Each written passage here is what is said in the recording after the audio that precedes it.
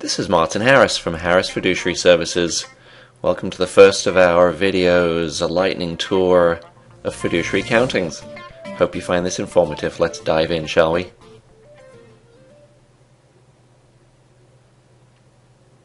Fiduciary accountings, court accountings also, really are just a balanced equation, a particular format of presenting information.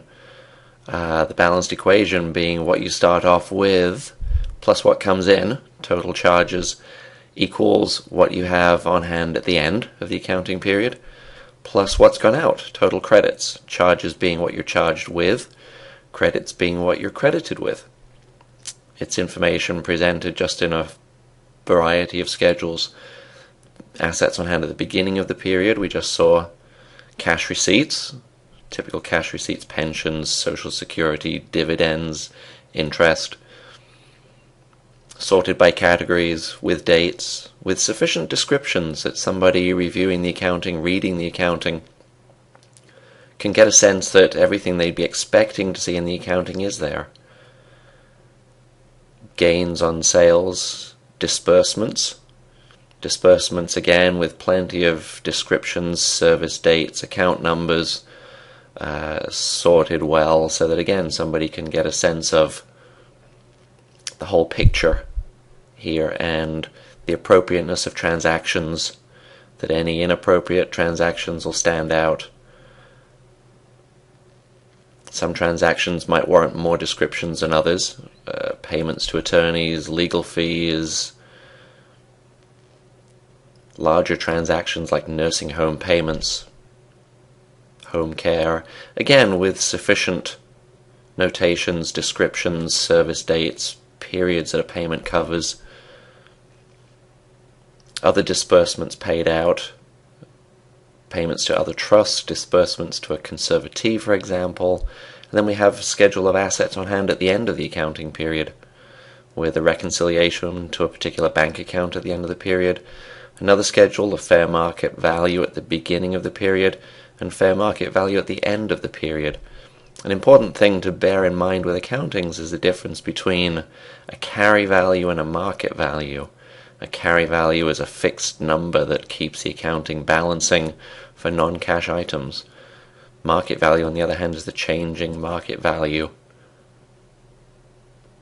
And then a cash reconciliation. Cash reconciliation will pick up various transactions that are not shown on the Schedule E, Schedule A, the income, Schedule C, the disbursements. Let's take a look at some more complex stuff. How about a whole stock sale? We will purchase 1,000 shares of Chevron in this accounting, and there will be no other income items or disbursement items, just to keep it simple. So we have our assets on hand at the beginning of the accounting period.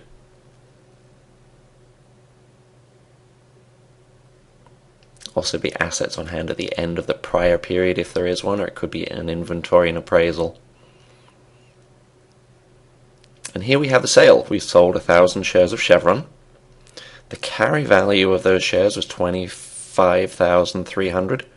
The actual proceeds we got, $37,000, which gives us a gain of $12,600. And you'll see our cash balance there at the end, $42,000. And we have our 1,000 shares of Chevron that has disappeared from Schedule E, but there on Schedule F we'll see it on hand at the end of the prior period, but zero on hand at the end of this period with the note with the date that it was sold. And you'll see that the cash has gone from $4,000 to $42,000. And then we have a couple of informational schedules, other changes in form of assets, and there's our cash reconciliation, cash balancing. Obviously the cash that came in was not income, there were no disbursements, but the cash does come from our principal cash receipts on the gain on sale schedule, and there's another informational schedule, liabilities. We'll add in a few liabilities. And again, there's the accounting balancing. Total charges does equal total credits. How about a stock purchase? Here we're going to purchase 10 shares of Cisco Systems.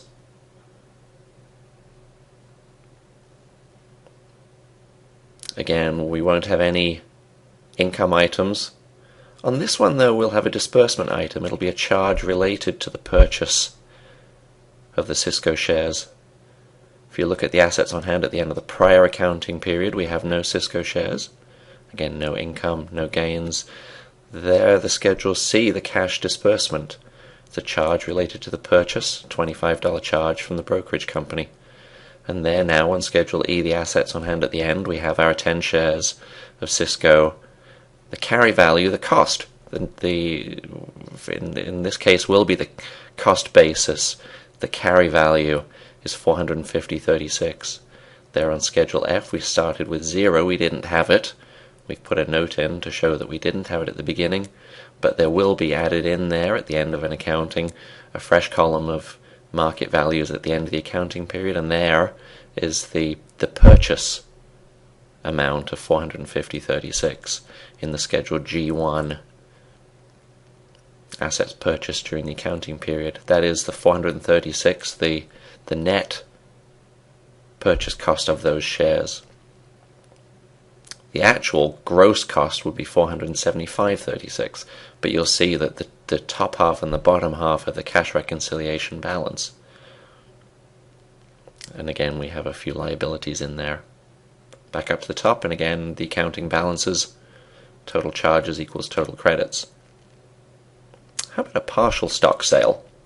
These are starting to get a little more complicated, and you really have to pay attention to the difference between carry value and market value.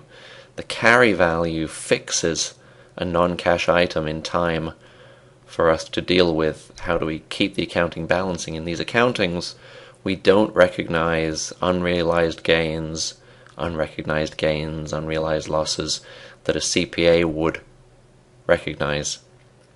Here we're going to sell a portion of some ExxonMobil shares. We start off with 750 shares, and the carry value of those shares is $7,399. What we do is look at a prorated carry value. We're selling 250. 250 of the 750 has a prorated carry value of $2,400. And we compare that 2,400 to the 7,300 to work out a gain or a loss. And there on Schedule E, we're now left with 500 shares made up of the original 750 less the 250 with a prorated carry value that we're subtracting from the original carry value.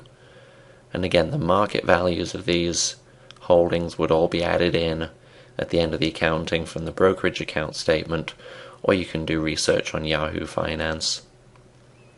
Then we have the cash proceeds in the cash reconciliation. The cash proceeds $5,000. Again, in our informational schedule, some liabilities in there. Moving on to dividends.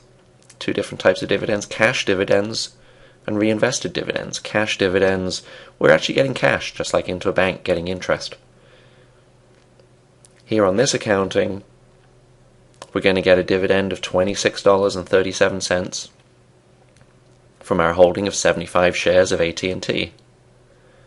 And I like to put on my Schedule A income schedule, certainly the dollar amount of the dividend goes in there, but on how many shares of AT&T, so that somebody can keep an eye on, do we have a constant number of shares of AT&T, and does that tie into Schedule E, the number of shares of AT&T that we're showing? Our cash balance has changed. Cash balance has gone up by $26.37.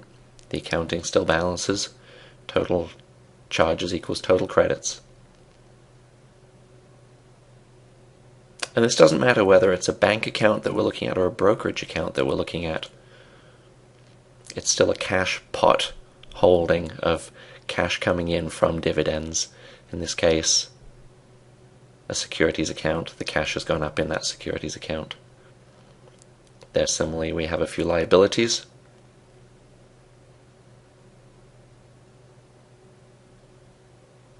So how about a reinvested dividend? In a reinvested dividend, we do recognize the income, but the cash balance doesn't go up. We actually reinvest that cash into an increased number of shares. So here we're going to look at, we're starting off with 75 shares of AT&T. We'll see there's 75 shares of AT&T. certain carry value, and there's our dividend. This time we're going to note it as a reinvested dividend, but it's still income. We don't have any disbursements to look at. And here we'll see on Schedule E, we now have 78.3265 shares of AT&T. We have our original carry value of the AT&T, but now we've got an increase of 26.37 in the carry value. That's the amount of that reinvested dividend. We've put the dividend on the income schedule. The other side of the dividend goes on Schedule E, the assets on hand at the end. It increases the carry value. And we would also be adding here market values, and you see there we noted on Schedule F, we started off with 75 shares. We now have 78 shares. Our Schedule G1 also reflects the reinvested dividend. That feeds through to our cash reconciliation to keep both sides of the cash reconciliation balancing. We do have more cash, and the 2637 is an income item on the top half. How do we keep that balancing? We have Schedule G1. Onto stock dividends. Here we don't get cash. We get extra shares. Now remember, these are going to be treated very differently to how a CPA might look at stock dividends, the cost basis related to mergers, spin-offs, that sort of thing. These are cash basis accountings with what we refer to as a carry value. So here we have an extra 5 shares of AT&T. We don't have any income related to this. But now if we look at Schedule E, we have 80 shares of AT&T. We started off with 75. We have an extra 5 shares from a stock dividend. There's no cash related to that. It's still the original carry value of the AT&T shares.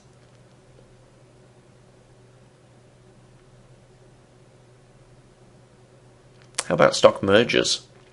Here we're going to see where an original holding of 1,000 shares of a stock, in this case 1,000 shares of Varian, Genentech buys Varian. And here again, it's important to think about carry value. We don't recognize unrealized gains or losses. That carry value of Varian stays with us. So even though now in this accounting we have 500 shares of Genentech, because Genentech purchased Varian, those 500 shares of Genentech now have the original carry value of the Varian shares. That's an important thing to keep in mind when you look at accountings, fiduciary accountings, probate accountings. That's going to work in reverse later when we look at how do we do a spin-off. We need to keep just the carry value. We only have that original carry value number to play with. That's true unless, of course, there's a cash payout on this stock merger. If there's a cash payout, $1,000 perhaps in cash, that gets deducted from the original carry value. How about spin-offs? Here we're going to find 5 shares of Fairpoint Communications spun off from a holding of 100 shares of Verizon. Again, we only have that original carry value of the 100 shares of Verizon to play with. So we end up apportioning that carry value between the new holding of Fairpoint Communications and the original and still 100 shares of Verizon. And what we do is, it's very simple for fiduciary accountings. It drives accountants crazy. We say we have now 105 shares total. 5 105ths of that original carry value of Verizon gets allocated to the Fairpoint Communications carry value, and the original carry value of the Verizon gets reduced by that amount. You will be able to get from a brokerage house the percentage allocation, but that percentage allocation is applied to only the original carry value of the Verizon shares. That carry value gets fixed, whether this is a 1-year accounting, a 1-month accounting, or a 10-year accounting.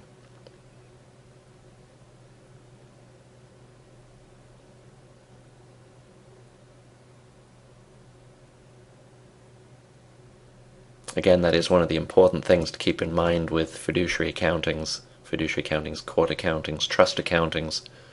All you have to work with is that carry value number for each item that you're working with. Now, go on to conclude our lightning tour of accountings with another common transaction, a house sale. Again, we have the notion of a carry value, and for fiduciary accountings we want to look at the gross gain or loss. We have our carry value, we have a gross proceeds of a sale, and we look at a gross gain or loss from that. So in this case, we have a house with a carry value of $440,000.